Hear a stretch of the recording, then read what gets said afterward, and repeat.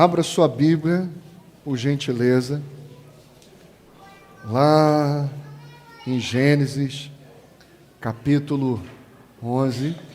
Quero louvar ao Senhor por você que está aqui essa noite. Queria que você, em nome de Jesus, cresça que nós não estamos numa reunião.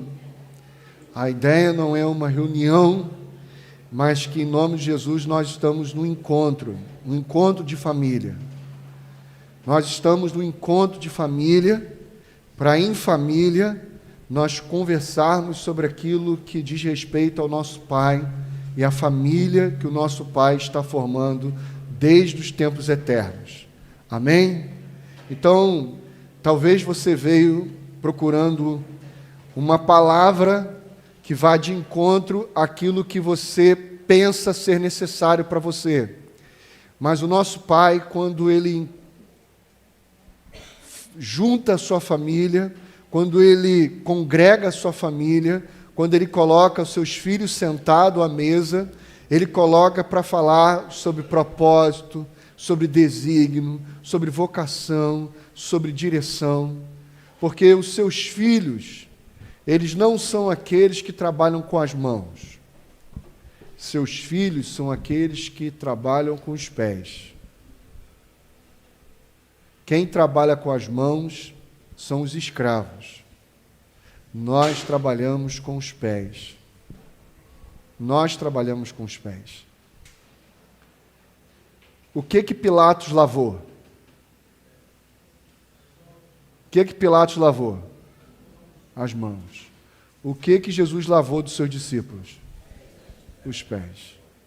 Por que nós somos aqueles que trabalham com os pés e não com as mãos? Porque eu sou o João 14:6. Eu sou eu sou o caminho, a verdade e a vida. Por que nós somos aqueles que trabalham com os pés? Porque nós somos os caminhantes. Nós somos os caminhantes. Nós somos aqueles que caminham. Quando Moisés libertou o povo, ele passou pelo mar com os pés molhados ou os pés secos? Como é que passou os pés lá de Moisés com a turma lá que saiu do Egito? Com os pés secos. Quando Josué e Caleb e a turma toda foram tomar posse da terra prometida, eles tiveram que fazer o que com os pés? As águas do Rio Jordão secaram ou abaixaram? Secaram ou abaixaram? Josué, ai meu Deus, a escola bíblica. As águas do Rio Jordão abaixaram, não secaram. Logo, todo aquele povo que tomou posse da terra prometida, tomou posse com os pés molhados. Amém? E por que é caminho? E por que é caminho? Só é caminho quando se sabe a origem e o destino. Amém. Só é caminho quando se sabe a origem e o destino. Nós sabemos a nossa origem, nós sabemos o nosso destino. Nós sabemos onde tudo isso vai dar. Nós Amém. Sabemos de onde nós viemos e nós sabemos para onde nós iremos, para quem nós iremos. Amém. Amém? Então abra sua Bíblia em nome de Jesus, em Gênesis, capítulo 11.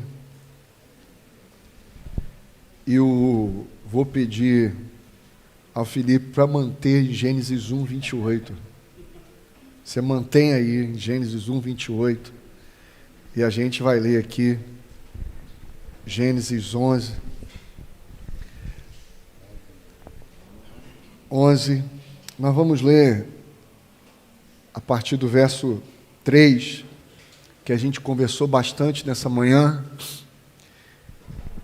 Lembre-se, irmão, o maior objetivo de Deus não é usar a nossa vida. Presta bastante atenção aqui em nome de Jesus. Quê? Faz o quê? Segura aí.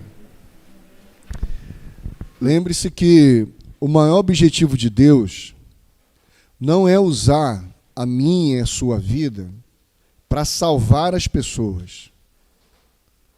Preste atenção aqui de novo, em nome de Jesus aqui. O maior objetivo de Deus não é usar a minha e a sua vida para salvar as pessoas. Para salvar, para ser um instrumento de evangelização, ele pode usar até um demônio. Para ser um instrumento de evangelização, Deus pode usar até um demônio. Eu lembro de uma história de um pastor que trabalhou num centro de recuperação. E nesse centro de recuperação tinha lá um camarada que dava trabalho. Saía, voltava.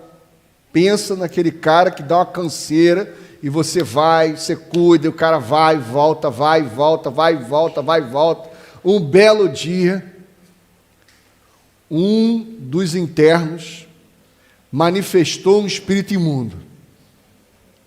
E o espírito imundo começou. Quando o espírito imundo viu aquele canseira, o espírito imundo falou assim: ah, é você! Eu estou trabalhando para tirar você daqui, eu vou acabar com sua vida. Aí o interno olhou para o demônio e falou assim: ah é? Agora não sai mais. Você de Jesus. E se converteu, miserável.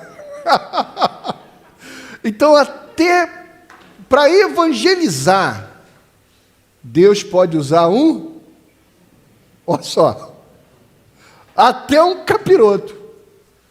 Porque Deus não está aqui e não veio apenas para nos salvar. Deus em Cristo Jesus veio para que, nos salvando, Ele nos enviasse à terra com uma cultura do céu, com uma cultura que é diferente e completamente contrária à mentalidade que há no mundo. Porque a mentalidade que há no mundo é segundo a Babilônia. A mentalidade que há no mundo é segundo Caim, onde eu vou usar todos os meus recursos, tudo aquilo que eu tenho direito para suprir as minhas necessidades e trazer para mim segurança e conforto e proteção.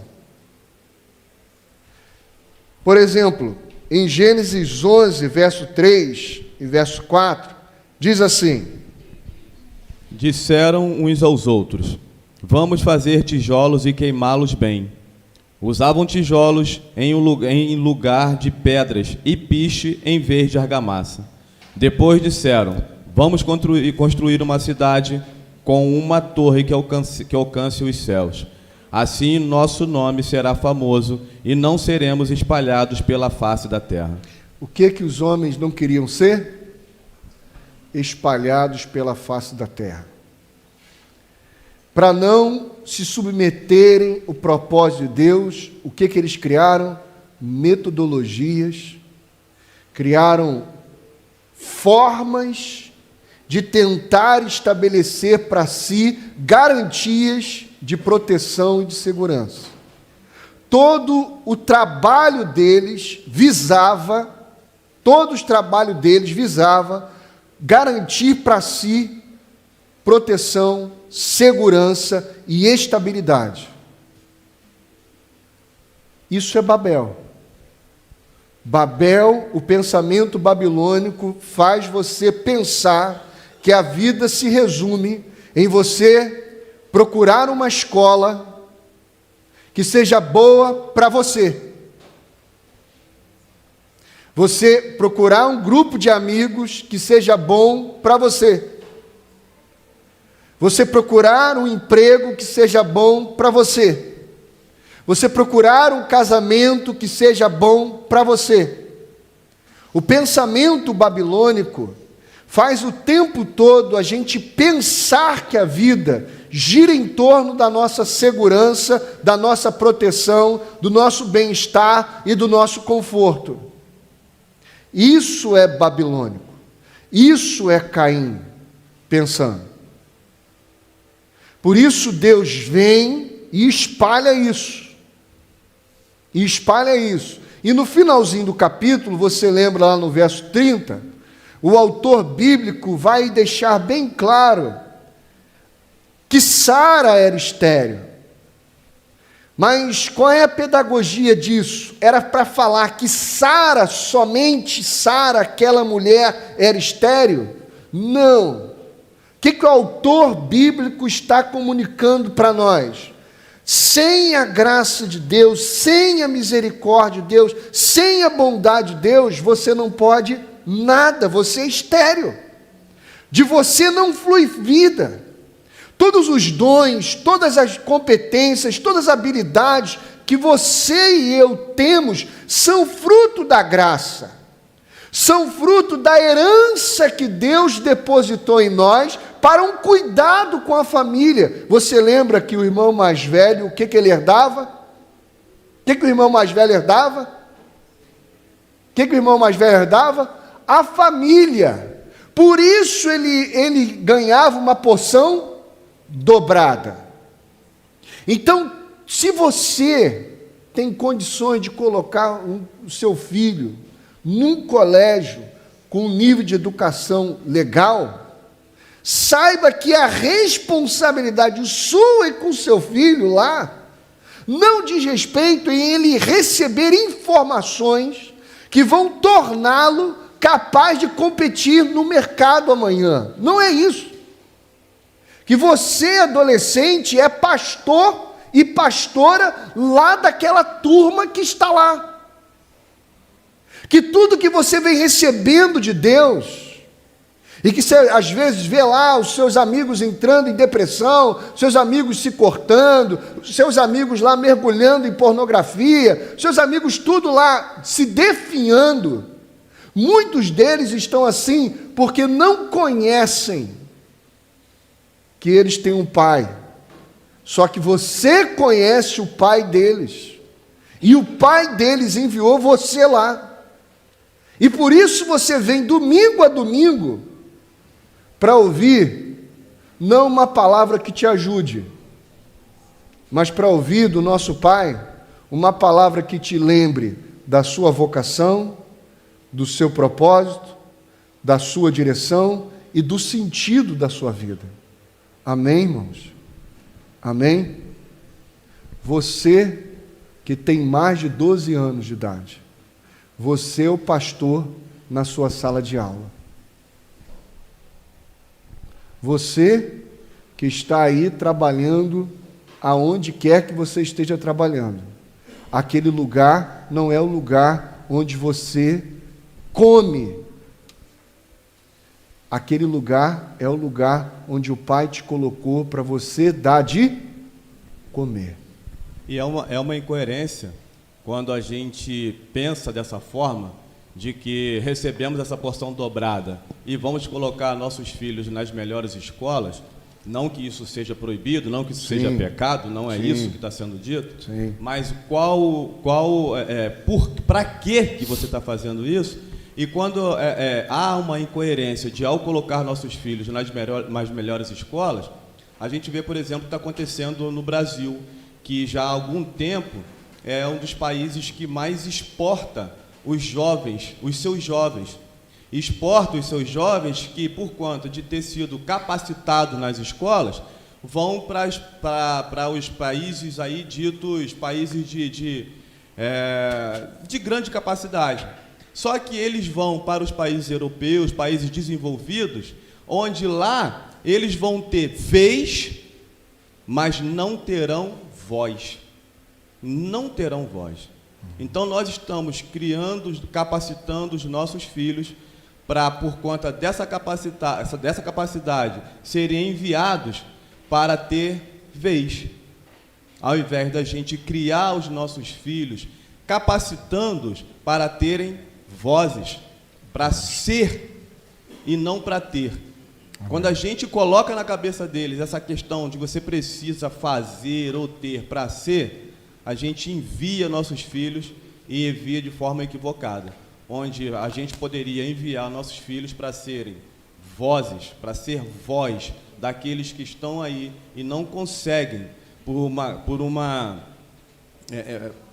questão até de quase que uma analogia à escravidão, análogo à escravidão, não tem voz, não tem como se garantir na vida, enquanto os nossos filhos a gente está mandando para outro lugar para ter vez e não voz. Isso eu quero só refrisar isso que o Erivan está falando. Por que tem vez, mas não tem voz? Porque o pensamento comum que a gente normalmente conversa um pintor ganha mais do que um advogado aqui, lá nos Estados Unidos. Quando a gente está em roda de conversa, a gente sempre fala isso. Mas porque a nossa mentalidade é de quem vai lá para comer, e não para quem vai dar de comer. Então, a gente vai para fora não para levar aquilo que o pai está falando, mas para a gente se estabelecer. Por isso que não tem voz. Entende? Porque lá precisa de mão de obra. Porque o cara que mora lá, ele não quer mais fazer os empregos que são de baixo, que ganha pouco. Você tem ideia, irmão? Acho que foi em Los Angeles. O McDonald's estava pagando 2 vezes mais por hora do que o padrão normal, porque ninguém mais queria trabalhar no McDonald's. E só estrangeiro que pega, porque estrangeiro sai daqui sem nada, às vezes atravessa a fronteira na cara e na coragem, chega lá desesperado para comer e só pensa em trabalhar. Brasileiro, quando vai para lá, isso eu falo que a gente está em grupo, eu estou em grupos aí que estão lá fora, trabalha, é de domingo a domingo, porque lá não tem seguro-desemprego. E lá o cara trabalha por hora e ele vê resultado. Só que ele vai só para comer, e ele só suga a terra. Ele não rega a terra. Por isso que essa fala é importante, porque isso está impregnado muito na gente. A gente, até em caminho da igreja, normalmente quando a gente é imaturo, a gente vai chegando nessa família e vai tendo a gente vem para a igreja, vamos falar assim, uma coisa mais do dia a dia, a gente aceita Jesus, entrou para a igreja, aí você está naquele grupo de amigos, caramba, aí você se empolga, só que quando você vai passando o tempo, tu vai vendo que o negócio é mais complicado. E vai ficando mais complicado as relações. Aí uma desavença aqui, você fere alguém, você é ferido. Só que a nossa imaturidade com esse pensamento babilônico, o que a gente quer fazer? Não vou mais não, porque fulano de tal, porque eu não estou afim. Só que esse processo de meditação, do pensamento Caim, de si, e o pensamento de espírito, de Babilônia, de espírito do Pai, a gente vai entendendo que a gente não vem para cá, para esse ambiente, para ter amigo. Presta atenção nisso, irmão. Você não veio para cá para ter amigo, não, cara. Você veio para cá para conhecer os seus irmãos. Irmãos a gente não escolhe. E por isso a gente continua caminhando. As coisas, a gente medita nisso e parece que a gente fica repetindo a mesma coisa, porque a gente precisa meditar que são nas pequenas coisas. Quem estava aqui de manhã, eu não sei se ele vai fazer hoje, provavelmente ele deve fazer. Quem estava aqui de manhã sabe o que ele fez, que o pastor fez. Vocês vão perceber que é uma coisa assim, uma linha bem tênue, de você sair da mentalidade de Caim para a mentalidade do Espírito. Então a gente vem para cá para conhecer as pessoas, para a gente meditar. Presta atenção, quando você fala assim, não estou afim, não quero, por que você não vai lá na casa de Erivanda no PG? Não quero não. Se a sua resposta é sempre só não quero, arrependa-se, porque isso é um pensamento maldito e babilônico, porque é só baseado na sua querência, na sua vontade, e não na vontade daquele a quem a gente serve. Amém. O espírito de Caim é fazer de cada um devorador. O espírito de Caim é esse espírito de que cada um vai usufruir daquilo que, onde puder, vai comer e vai pegar. Mas o espírito do Pai é fazer de cada um abençoador. Amém. Por isso que quando a gente vai cuidar dos filhos, quando a gente vai falar de igreja, quando a gente vai falar de conhecimento do Pai, a gente precisa saber de qual espírito nós estamos falando. que é um espírito gerador de vida, um espírito abençoador. Amém? Você não veio para ter, mas para ser amigo. Você veio para ser. Porque você já encontrou com um amigo. Em Cristo, amigo temos, mais chegado, só os antigos, mais chegado que irmão. Nós conhecemos o amigo e por isso podemos ser amigo. Por isso o texto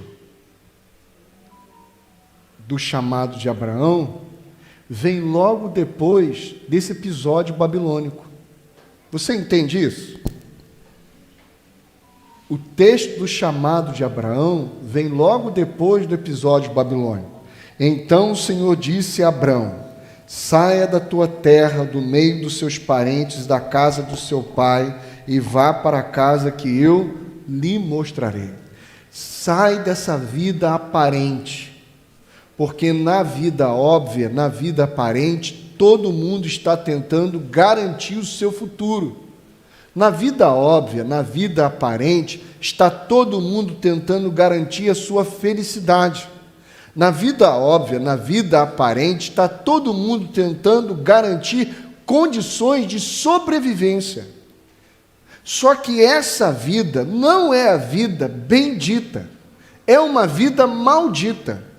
Porque tentar garantir as suas condições de vida é tornar-se Deus para si mesmo. Porque quem é que garantiu todas as condições de vida? Quem foi? Quem foi que garantiu a nossa condição de vida, gente?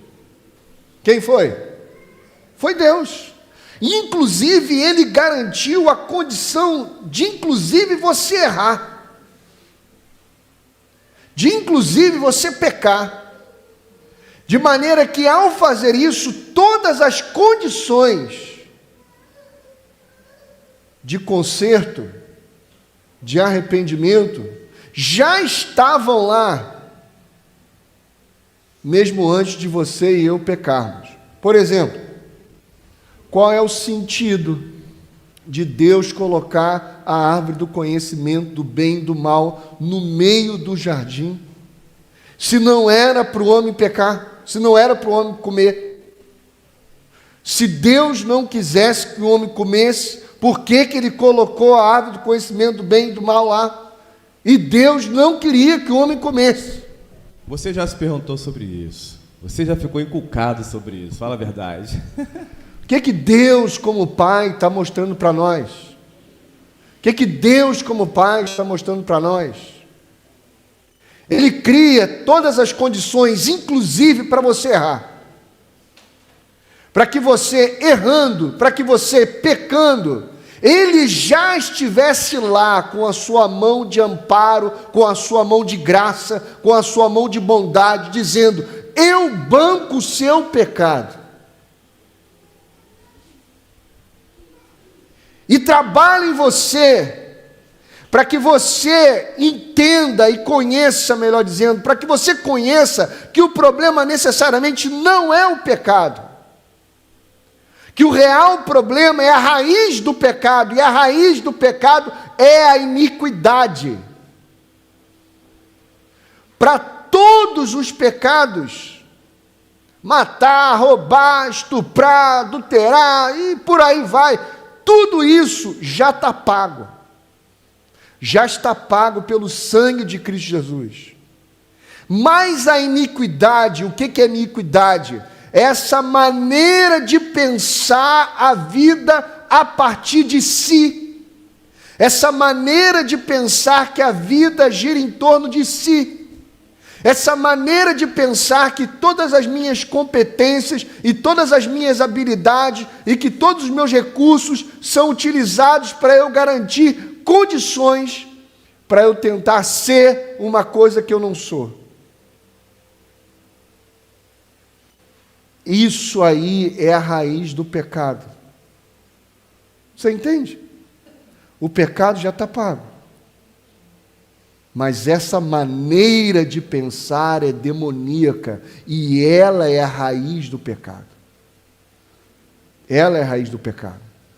porque ela não me leva a fazer uma coisa errada. Comer é errado, beber é errado. É errado, irmão? Plantar é errado, irmãos. Comprar é errado, irmãos. É ou não é, irmão?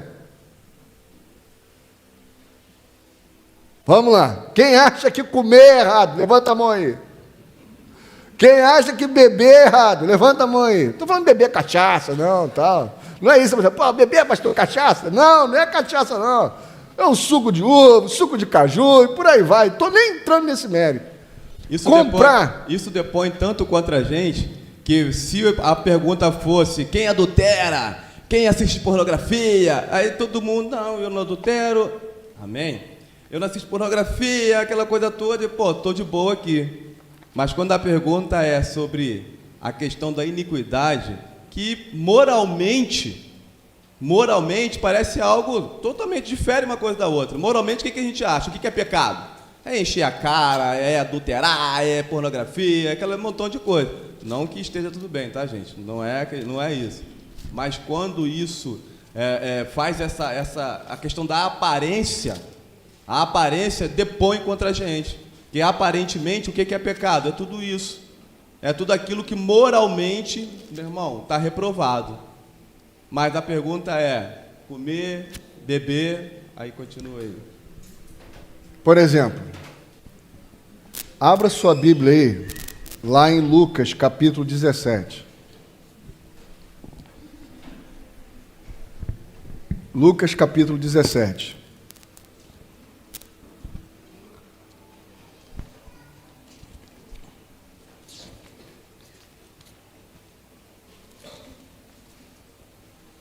Lucas 17,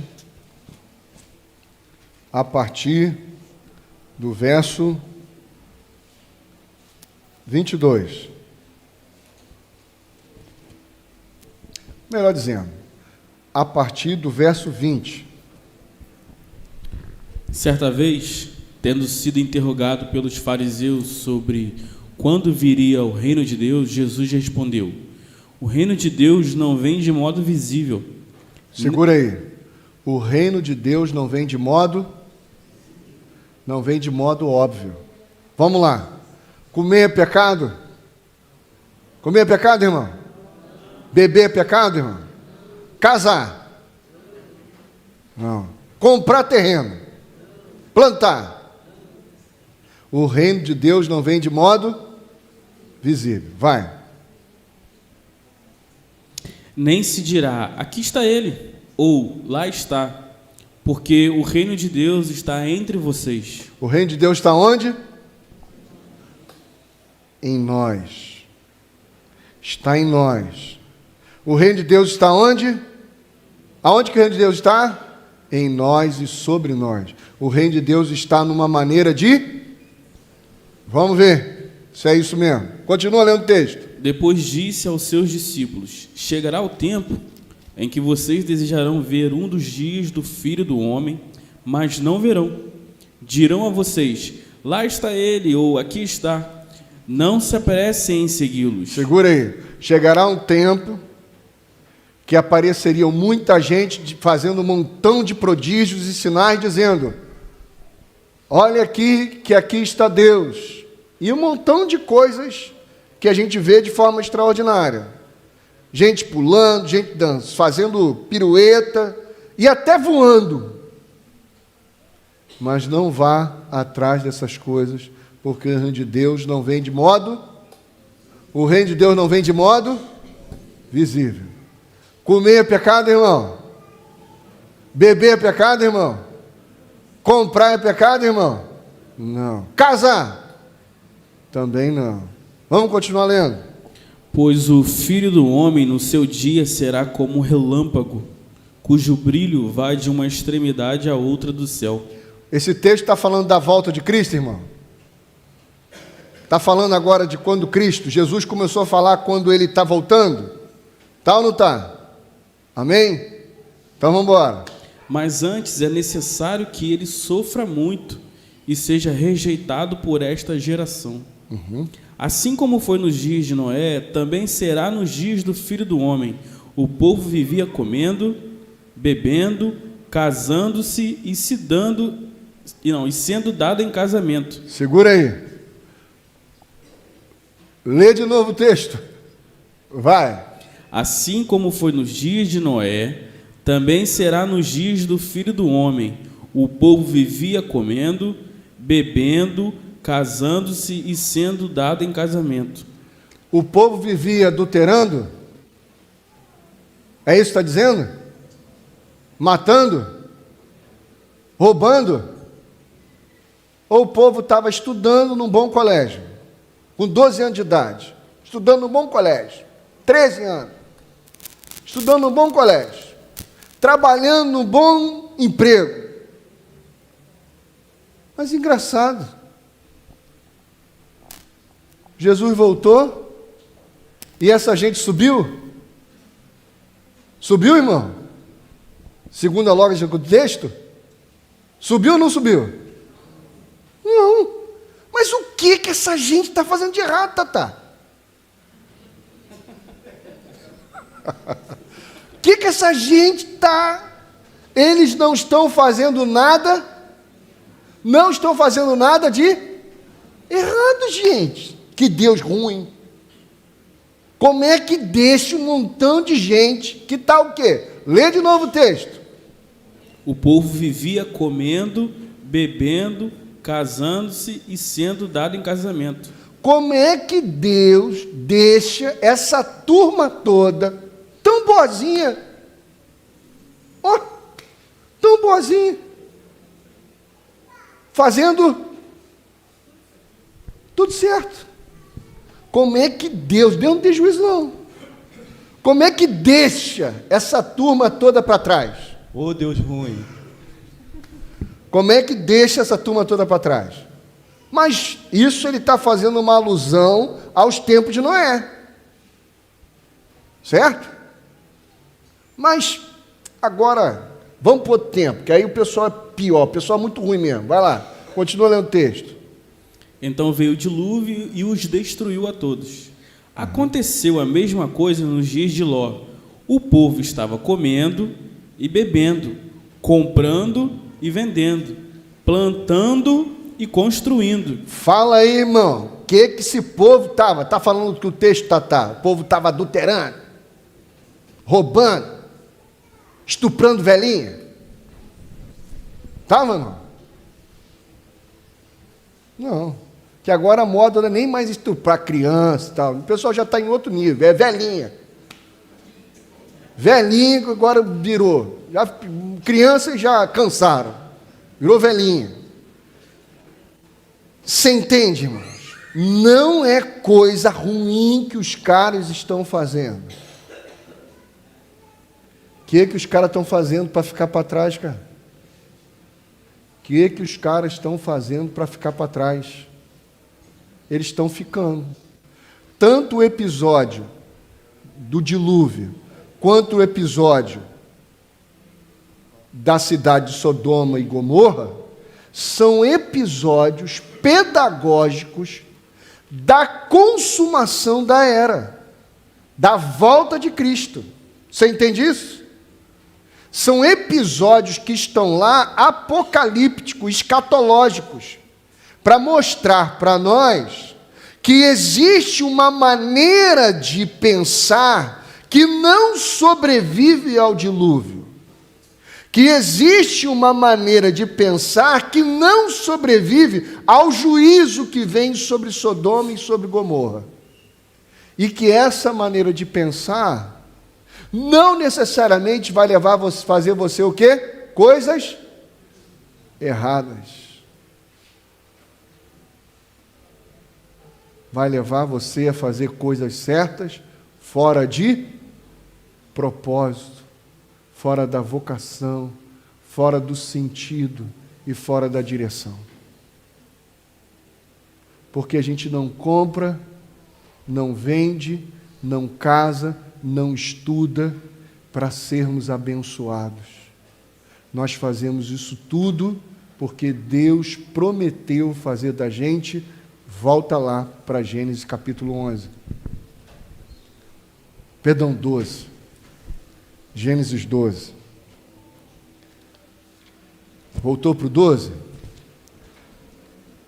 O Felipe vai ler, e ele vai ficar aberto ali, em nome de Jesus, com esse texto. O texto de Gênesis 1, 28. Presta atenção, você fica no 12, mas presta atenção no que o Felipe vai ler sobre Gênesis 1, 28. Deus os abençoou e lhes disse: sejam férteis e multipliquem-se, encham e subjuguem a terra, dominem sobre os peixes do mar, sobre as aves do céu e sobre todos os animais que se movem pela terra. O que Deus fez com o homem lá na origem? Primeiro ele abençoa e depois fala. Deus os abençoou. Deus os abençoou com o quê? Só lê o restante do texto. Felipe vai ler, você não está aberto não, ele que está aberto. Vai lá, você lê. Sejam férteis, multipliquem-se e encham a terra. Deus nos abençoou de maneira a nos fazer uma árvore frutífera. Deus nos abençoou de maneira a fazer de nós uma árvore frutífera. Salmo 1. Bem-aventurado é o varão que não anda segundo o conselho dos ímpios, não se detém no caminho dos pecadores e nem se assenta à roda dos escarnecedores. Antes tem o seu prazer na lei do Senhor e nela medita dia e noite, pois será comparado, quem completa? A uma árvore plantada, cujo no seu tempo ou nas estações dá o seu fruto. Então Deus nos abençoou fazendo de nós o quê? Uma árvore frutífera. Amém, irmãos? Então Deus te abençoou com a capacidade de ser frutífero, de ser bênção. Sai, Abraão, do meio da sua parentela, sai do meio dessa vida toda de comprar, vender, estudar, fazer qualquer coisa, como se isso fosse a tua bênção.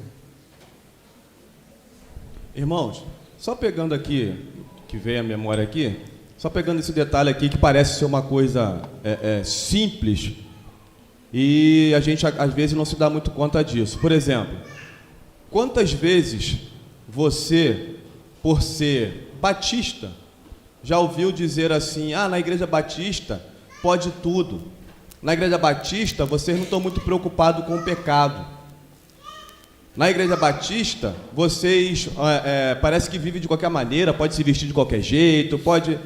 Aí vai nesse paralelo aí, nessa questão toda de você tá livre para fazer o que quiser. Mas o que vem à mente das pessoas que estão comentando sobre isso? Vocês então não estão preocupados em não adulterar, vocês não estão preocupados em não roubar, vocês não estão preocupados em não beber, vocês não estão preocupados... Vem sempre essas questões morais. Como isso, a gente já ouviu isso aqui, não só da Igreja Batista, mas da Igreja Batista Pibe do Vale, que lá parece que pode tudo, o pastor não está muito preocupado com essa fala. Só que o que as Escrituras estão dizendo, algo que é muito mais profundo do que isso. É muito mais profundo do que isso. Isso é fundamento de vida para a gente. Aí a gente pensa assim: então, já que eu não estou fazendo nada disso aí, agora eu posso, inclusive, a minha oração com essa divindade é para me dar o que comer, o que beber, e viver bem, e casar bem. Aí a gente vai de qualquer jeito. A gente vai de qualquer jeito para uma divindade satisfazer a nossa necessidade. No comer, no beber, no vestir, no casar. Exatamente. O que os babilônicos queriam? Segurança, proteção, estabilidade por meio da sua capacidade. O que Deus chama o casal? Sai do meio da sua terra, sai do meio da sua parentela e vai para uma terra que eu te mostrarei. O que Deus está tirando do homem? a capacidade de controlar a vida como se a vida fosse feita para ser controlada por ele. Vá para uma terra que eu te mostrarei. Não diz para onde era. Na terra tal, X, Y. Não. Eu vou guiar você. Lembra? Um escravo trabalha com as... Um filho de Deus trabalha com os... O que Abraão ia começar a fazer agora? Vá para uma terra que eu te mostrarei. Dá para ir com a terra andando, plantando bananeira? Dá ou não dá? Não dá. O que Abraão tinha que usar agora? Os pés. Vai começar um processo de caminhada do Abraão.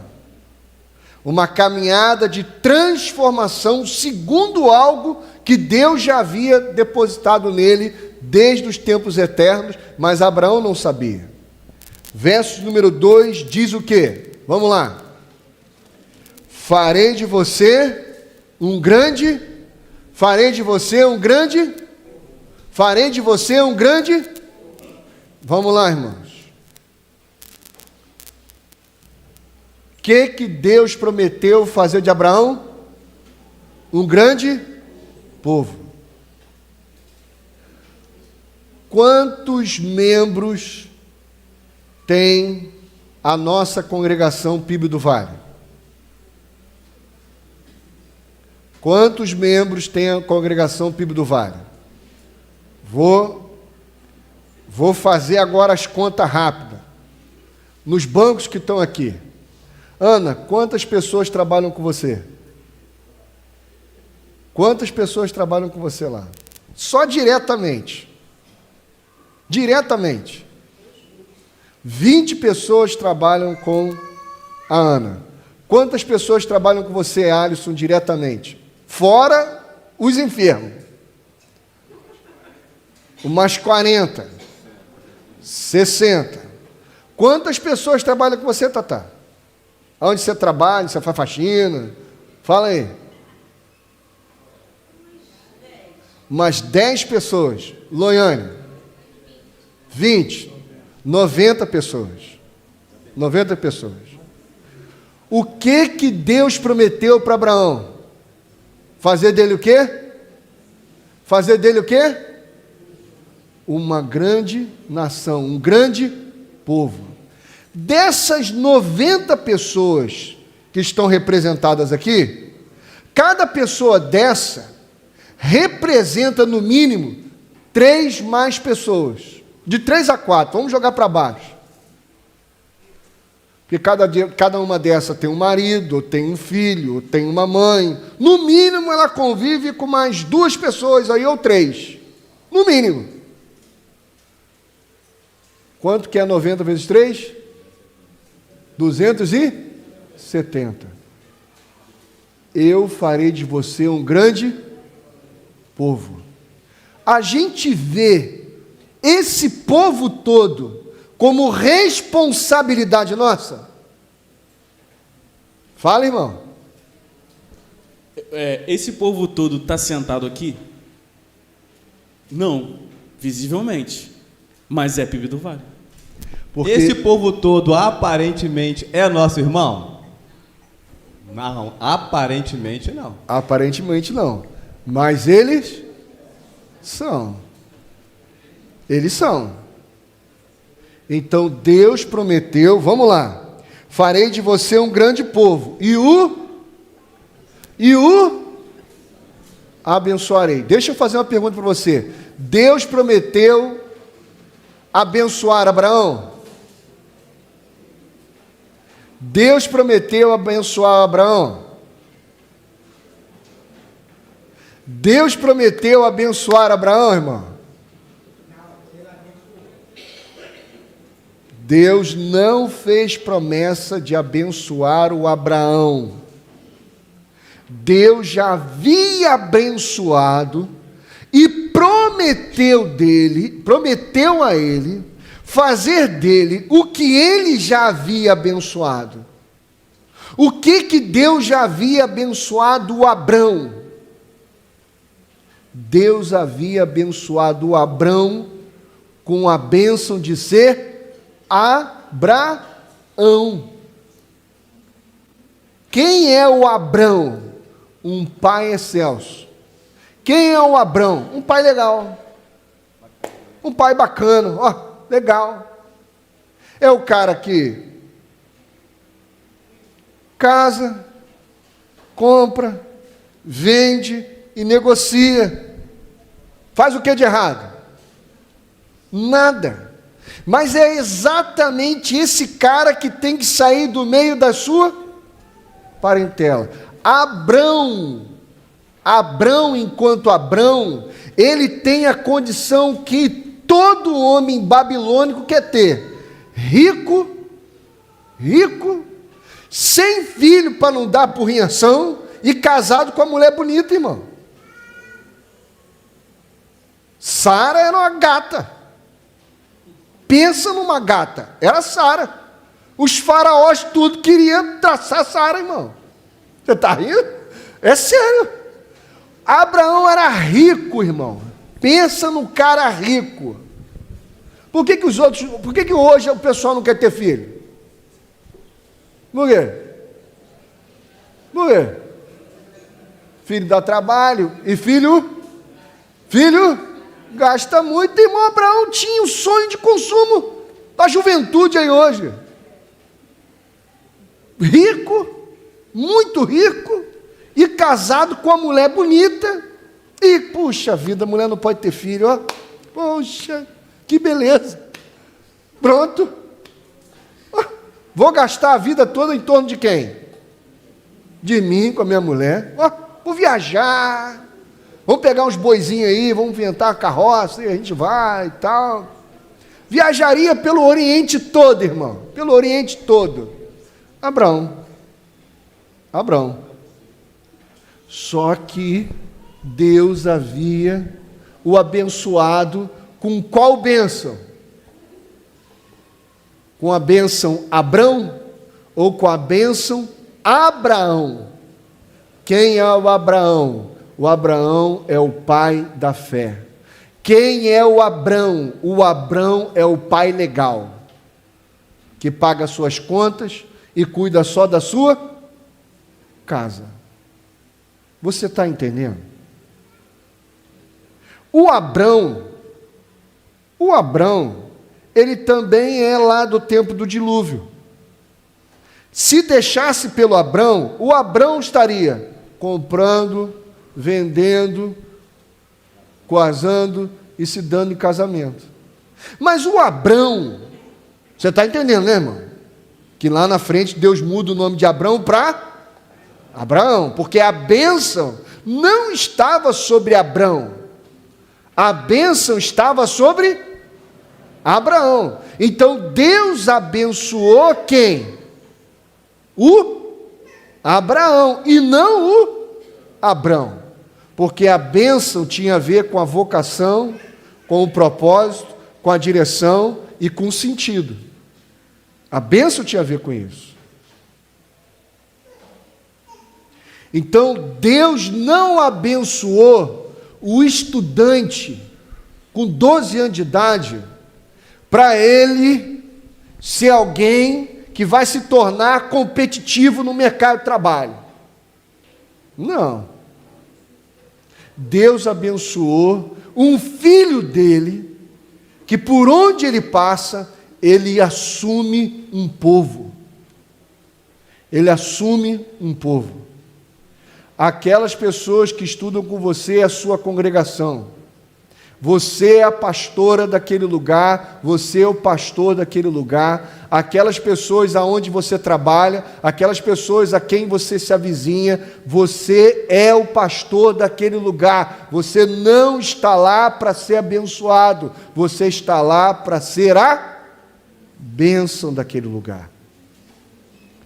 E que bênção é essa? Vamos lá. Sequência do texto. Tornarei famoso o seu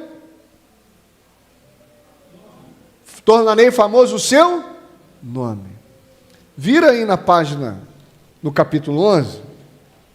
O que os babilônicos queriam? O que os babilônicos queriam? verso de número 4. Verso número 4. O que os babilônicos queriam? Capítulo 11, verso número 4. Depois disseram: vamos construir uma cidade com uma torre que alcance aos céus. Assim,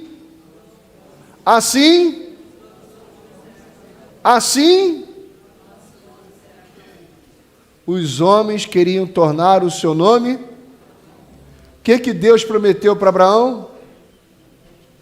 Verso de número 2: tornarei o seu nome famoso. Você está entendendo o contraste? O homem, por meio das suas capacitações, por meio dos seus esforços, por meio das suas competências, e que são fruto da graça de Deus na vida deles, ele luta para tornar o seu nome o quê? Famoso na terra. Mas Deus prometeu tornar o nome do filho dele famoso. Então Deus quer tornar o nome dos filhos dele o quê? Famoso. Amém, irmão? Deus quer te dar uma fama. Deus quer te dar uma fama, irmão. Deus quer tornar você famoso.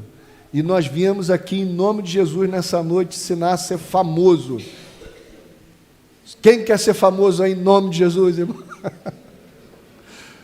Por exemplo, abra sua Bíblia em Efésios capítulo 3. Efésios capítulo 3.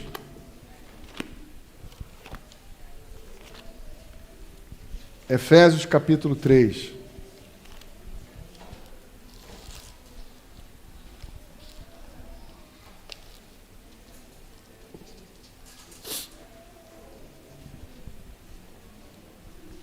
Efésios capítulo 3, verso número 10.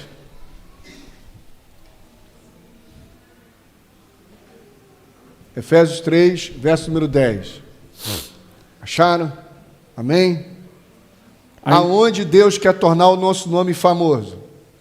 A intenção dessa graça era que agora, mediante a igreja, a multiforme sabedoria de Deus se tornasse conhecida dos poderes e autoridades nas regiões celestiais, de acordo com o seu eterno plano que ele realizou em Cristo Jesus, nosso Senhor, por intermédio de quem temos livre acesso a Deus em confiança, pela fé nele. Portanto, peço-lhes que não desanimem por causa das minhas tribulações em seu favor, pois elas são uma glória para vocês. Aonde Deus quer tornar o nosso nome famoso, o nome que está sobre nós famoso. Aonde? Nas regiões celestiais em Cristo Jesus. Abra sua Bíblia em Daniel capítulo 10.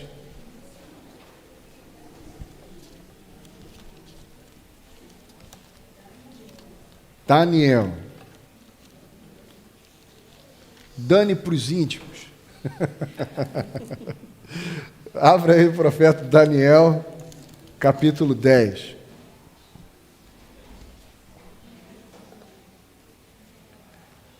Verso de número 10 em diante. Em seguida, a mão de alguém tocou em mim e me pôs sobre as minhas mãos e os meus joelhos vacilantes. E ele disse: Daniel, você é muito amado.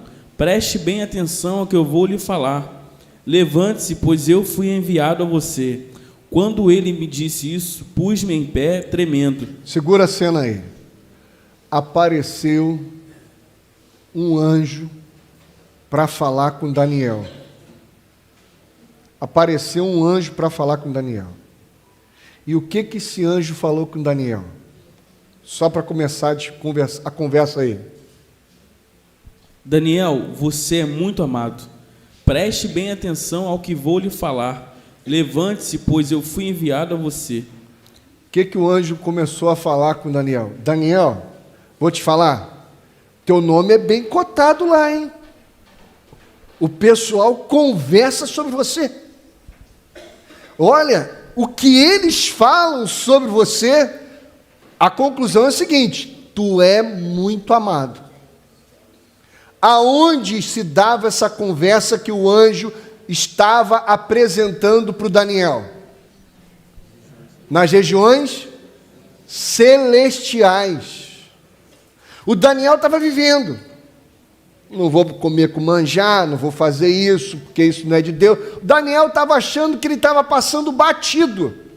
Só que Daniel era muito famoso. Mas aonde? Na Babilônia? Na terra? Ou nas regiões celestiais em Cristo Jesus? Continua só a sequência do texto. E ele prosseguiu: não tenha medo, Daniel. Desde o primeiro dia em que você decidiu buscar entendimento e humilhar-se diante do seu Deus, suas palavras foram ouvidas e eu vim em resposta a elas. Você está entendendo, irmão? Está entendendo, Robinho? A gente fica aqui tentando se estabelecer, não, porque eu sou o cara bom pagador de conta, eu sou o cara que cuido bem das casas. Fica tentando formar um nome em nome de uma pseudo-segurança, enquanto você pode se tornar famoso, não aqui. Não estou falando de uma busca gananciosa de fama, entende o que eu quero dizer? Eu estou dizendo que a graça de Deus nos mostra algo muito melhor do que isso aqui, e nos fala assim: João, o seu nome é falado lá entre os principados e potestades, entre os dominadores desta era. Eles falam do teu nome. Fala os principados do bem, vamos chamar assim, e fala os principados do mal. Mas o teu nome, João, é comentado lá. E olha, fique em paz, porque Ele, o Senhor, tem cuidado de vós, e a sua vocação e o seu desígnio, o seu processo, em nome de Jesus. Não estou falando de processo, botei na justiça, não é isso. Estou falando do seu processo de vida. Está garantido, não tenha medo, não tenha medo, não se poupe, encare. Você entende? Por exemplo, vai lá para Atos.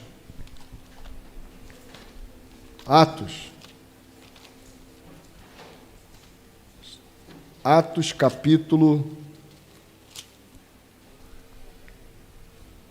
19.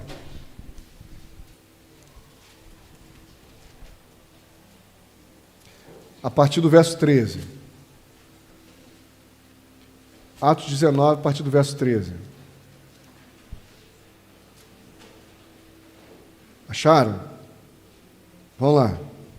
Alguns judeus que andavam expulsando espíritos malignos tentaram invocar o nome do Senhor Jesus sobre os endemoniados, dizendo: em nome de Jesus, a quem Paulo prega, eu lhes ordeno que saiam. Em nome de Jesus, a quem o pastor Antônio prega, eu lhes ordeno que saiam. Os que estavam fazendo isso eram os 7 filhos de Seva, um dos chefes dos sacerdotes dos judeus. Um dia, o espírito maligno lhes respondeu: Jesus eu conheço, Paulo eu sei quem é, mas vocês, quem são? O que os espíritos malignos estavam dizendo? O nome de vocês, a gente não conhece lá não. Quem são vocês se metendo a besta? Não conheço vocês. Vocês são os que andam cuidando de vocês mesmos? Não conheço. Meu irmão, o diabo, presta atenção, o diabo não presta atenção em quem presta atenção só em si. Vou repetir. Nem o diabo fica prestando atenção em quem só presta atenção em si. só dá corda, vai, mano. Agora, os principados, tanto do bem quanto do lado ruim, quando você para de prestar atenção em si e volta-se para aquilo que Deus está dizendo, você é um pai, você é uma mãe, em nome de Jesus, vai lá e assuma a responsabilidade por aqueles que convivem com você. Vai lá e pastoreia minhas ovelhas, são minhas ovelhas, são seus filhos, são sua família. Vai lá. Aí o que o diabo fez com eles? Sequência do texto. Então, o endemoniado saltou sobre eles e os dominou, espancando-os com tamanha violência que eles fugiram da casa, como? Nus e feridos. Tem gente tomando a costa do diabo e o diabo nem sabe quem é. Vai largar de ser besta. Vai largar de ser besta. Então volta para Gênesis. Vou tornar o seu nome famoso, mas não é aqui na terra. Aqui na terra, sabe qual vai ser a sua fama? Maluco. Aqui na terra é essa fama. Maluco, alienado. Você acha que, poxa, ninguém faz isso não, pastor. Isso é coisa de maluco. Aquilo lá, aquele negócio lá é maluquice. Quantas vezes você acha que eu já ouvi que o que eu prego é maluquice? Quantas vezes você acha que não me convidaram para pregar exatamente por causa disso que a gente prega? Porque dizem assim, aquele pastor da PIB do Vale é maluco. Eu fiz a brincadeira aqui lendo a carta de Efésios com o nome dele, para chamar a atenção mesmo, para chamar a nossa atenção, porque muitas vezes a gente está aqui e fala, mas o pastor falou isso aqui. Aí pode ser por uma coisa boa, não, o pastor falou isso aqui, então eu vou fazer. Ou pode ser por uma coisa ruim, o pastor falou, eu não concordo. Só que as duas posições, você está no mesmo lugar, na posição de arrogância e prepotência. Porque você não está sujeito à palavra. Porque não é o que ele fala, mas é de quem ele está falando, à luz da palavra. E por isso a gente medita dia e noite na palavra. Porque não é de um domingo à noite, 7 horas da noite, até 9, 10 horas, que a gente vai conseguir expressar as virtudes do Pai, só estando aqui, mas é meditando e se dando a meditar. E não é só em casa trancado no quarto, também faz parte, mas é também num caminhar de uma família, de estar na casa das pessoas, de tomar um café e conversar sobre. Amém. Porque muitas vezes a gente perde muito tempo conversando de outras coisas aleatórias. Mas e meditar naquilo que a gente tem aprendido? E meditar nas dificuldades, na nossa luta, em expressar quem Deus é. Porque às vezes você pode estar na dificuldade na sua solitude, você está se sentindo solitário, porque a gente precisa nos humilhar e reconhecer as nossas dificuldades e procurar o outro. Procurar o meu irmão para que eu possa aprender dele e ele possa aprender de mim. Amém. Então não existe o pastor me falou, ou Erivander me falou, ou Felipe falou lá em cima lá. Porque a mesma postura para o bem no visível, entre aspas, de eu ser uma coisa boa, é o mesmo coração de quem fala eu não concordo, porque não é você que concorda, é a palavra de Deus meditando dia e noite, porque não vai estar assim explícito. As experiências que a gente tem estudado juntos, às vezes a gente brinca com o pastor aqui, com o Erivando, que a gente às vezes fica 2 horas eu batendo cabeça, não, pastor, isso aqui tá dando para mim não. E aí todo dia meditar até eu me sujeitar ao que o Espírito do Pai está falando, não o que ele fala. Ele é uma referência para mim de expressão do Senhor, mas não são as palavras que saem da boca, mas é de um espírito, de quem vive, de quem frutifica. E eu quero chamar a atenção dos irmãos nisso, porque isso fica impregnado nos corredores, a gente conversa, e essa fala parece estar entranhado na gente. A gente cresceu junto, como adolescente, a gente sempre batia nisso. O pastor falou isso. Os adolescentes lembram disso aí. O pastor falou isso, eu não concordo. Claro que tem uma imaturidade, mas a gente já está passando desse ponto dessa imaturidade. E a gente precisa entender que aqui não tem ovelha não, pastor. Se tiver alguém com um dia de crente, eu posso até considerar ovelha. Mas para mim aqui 99,9% é pastor. Se você não tomou a sua posição de pastor, arrependa-se. Porque há mais salvação para um pecador que se arrepende do que aquele que acha que está certo sempre. Então, se você não se considera um pastor no ambiente onde você está, arrependa-se. Deus está de braços abertos a te ensinar, como um pai, mas arrependa-se. E não tome a postura, porque a gente precisa meditar sobre iniquidade, porque iniquidade é achar que está sempre certo e visivelmente você está certo. Só que o coração, Deus conhece o coração. Qual era a diferença de Saul para Davi? Se você pegar no visível, anota lá, pega lá os pecados de Saul e comparar com o de Davi, Saul está ganhando de 10-0 de Davi. Só que quando a gente vai olhar o coração de um pecador arrependido, para um coração iníquo, de que não, eu estou certo, eu sou Saul, e Deus vai e repreende isso. Então, se você acha que você está sempre certo, arrependa-se. Deus está de braço, nós temos ainda a oportunidade de nos arrepender. Amém. Não espere chegar no dia do dilúvio. Não espere chegar nesse dia. Arrependa-se. Medite dia e noite na palavra e se dê. Porque quando a gente se dá, a gente é salvo. E isso é interessante, que a mesma luta que está aí, está aqui. Não tem a questão de que a luta aí é mais difícil do que está aqui. É luta, irmãos, é luta. A gente, como o Felipe bem mencionou, a gente se debruça as escrituras ali e é luta, porque não tem a ver com ler a Bíblia, tem a ver com a gente se deixar ser lido pela Bíblia. Tem a ver com a gente se deixar ser lido com o que as escrituras estão falando sobre nós. E isso é luta, é embate. Muitas vezes a gente escuta, né, e isso para a gente também, é que isso é muito difícil de entender. Mas porque o nome do jogo não tem a ver com dificuldade ou facilidade, muito menos com entender, mas com conhecer o que o Pai tem falado aos nossos ouvidos. E que a gente ouça, que a gente se renda, que a gente se sujeite ao que o Pai está falando sobre nós. Porque o que Ele está falando sobre nós é porque Ele já nos capacitou para. Amém. Por mais que a luta pareça, e realmente é uma luta, é um embate o tempo todo, por mais que nessa luta contra a carne a gente vai sair ferido, porque toda luta contra a carne é necessário que a gente saia ferido, saia mancando. Mas, irmãos, creia que o que o Pai falou sobre nós, Ele é fiel para cumprir.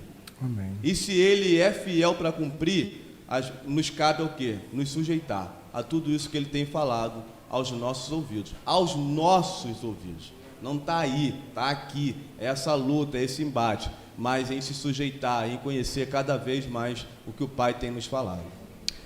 Tornarei famoso o seu nome tornarei o seu nome famoso Gênesis 12, 2. Tornarei o seu nome famoso e você? O que Deus prometeu a Abraão? Que ele seria o quê? Uma bênção. O que Deus prometeu fazer de você? Deus prometeu fazer de você uma bênção. É isso.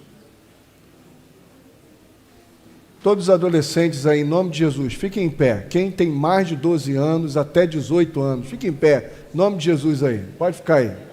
Isso, fica em pé aí. Isso aí. Fica aí em pé. Quem tem mais de 12 anos, até... Não, Marta, você não, Marta, adolescente. Fica em pé. Agora olha para mim aqui, em nome de Jesus. Todo mundo estuda? Todo mundo estuda? Aquela sala de aula, cada pessoa que está lá são suas ovelhas. Você é a pastora e o pastor daquela sala de aula. Porque Deus prometeu fazer de você uma bênção. Você crê nisso? Então diga assim: recebo. Recebe, gente. Quando você vai ganhar um carrão, o pessoal, recebo. Por que tu não recebe um negócio desse? Então vamos lá, 1, 2, 3, já. Recebo. Vai. Isso aí, pode sentar. Quantos anos a Radassa tem? 11 anos. Quando o pastor perguntou sobre quem você é, eu daqui li os lábios da Radassa falando: serei uma benção. Daqui Isso eu aí. li os lábios dela, com 11 anos de idade. Quebrei o galho dela de 11. Mas já está na porta, Radassa. Agora vamos lá, irmão. Todos os profissionais que estão aqui, todos os filhos de Deus que estão empregados, fiquem em pé. Todos os filhos de Deus que estão empregados, fiquem em pé. Todo mundo que está empregado em algum lugar. Amém?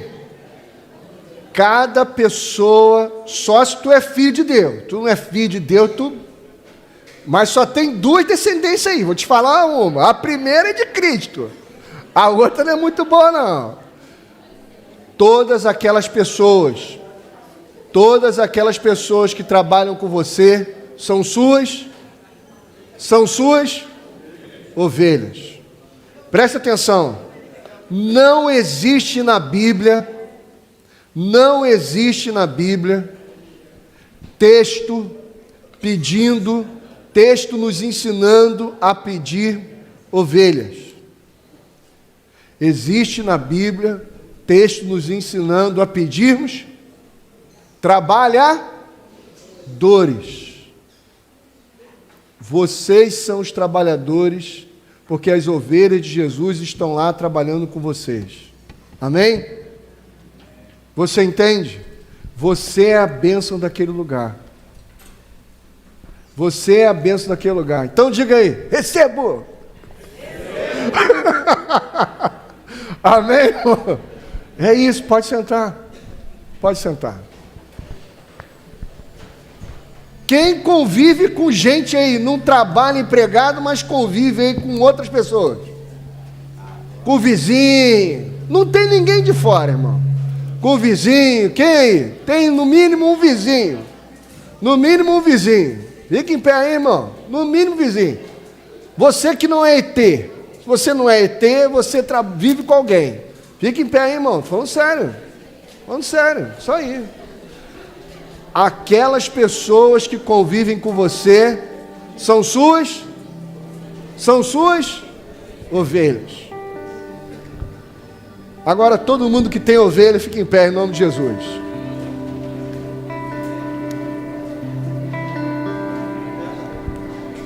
Sabe o que o nosso Pai prometeu para o seu filho? Salmo 2: pede, meu filho,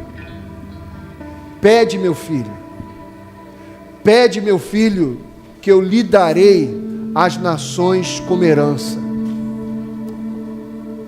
Pede, meu filho, que eu lhes darei aquele lugar onde você trabalha como sua herança.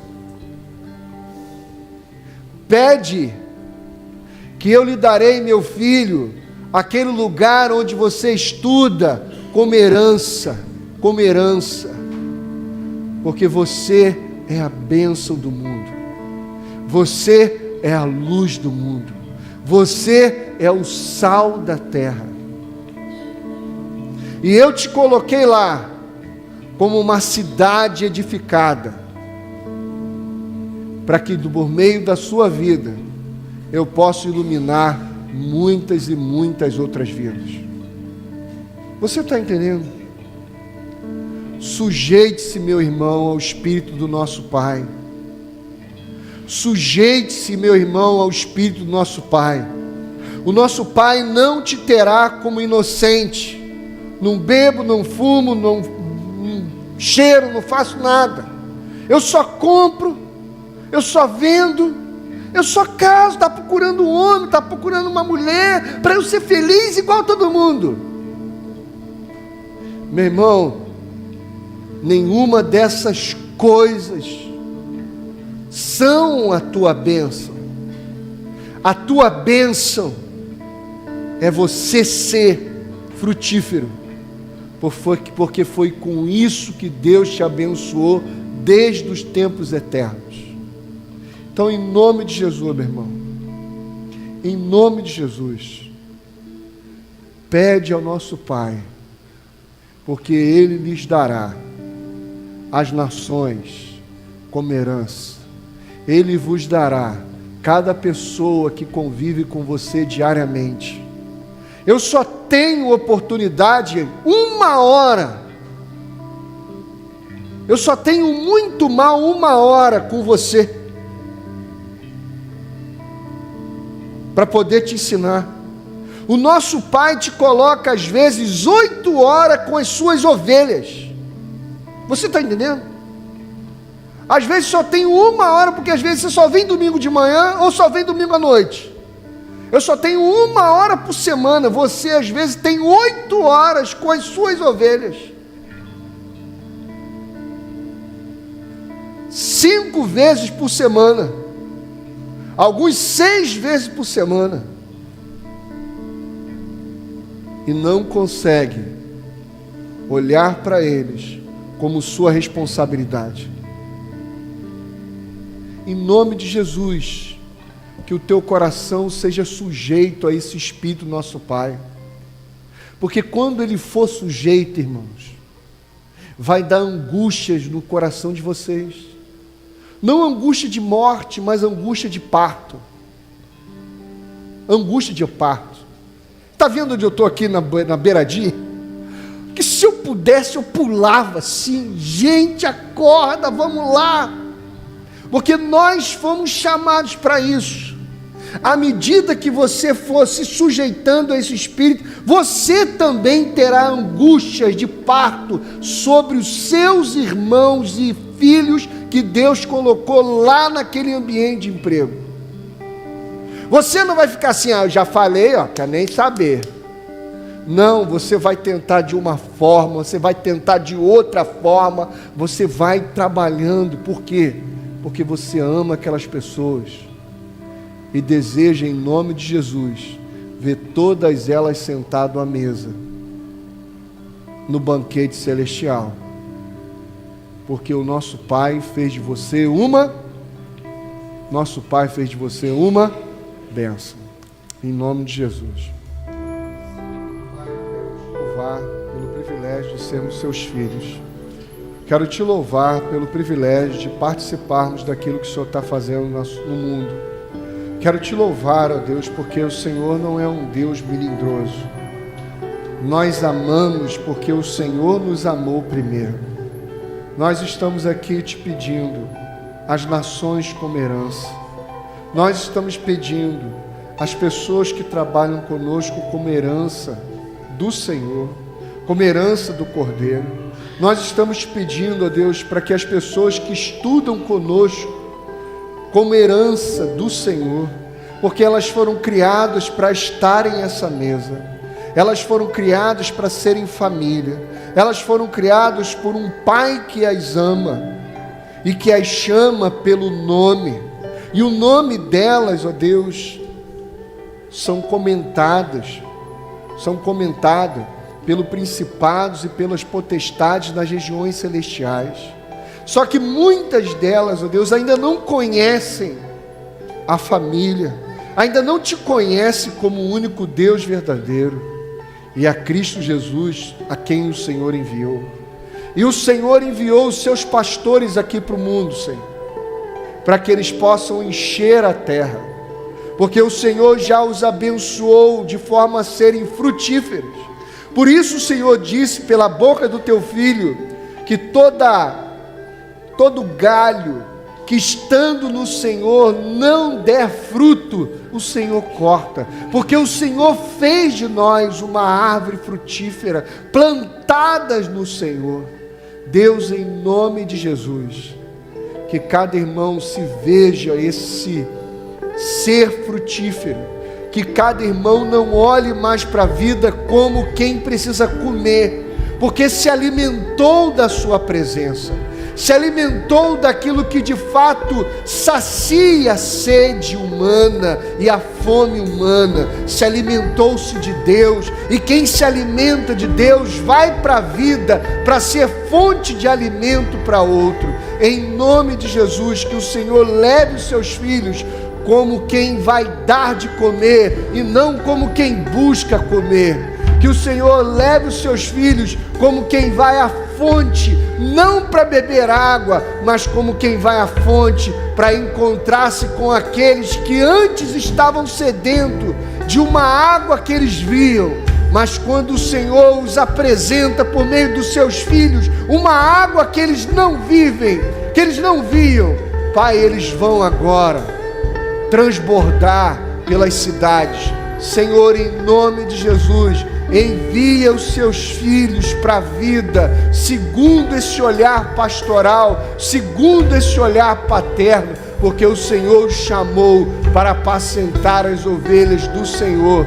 Em nome de Jesus, em nome de Jesus, em nome de Jesus. Amém e amém.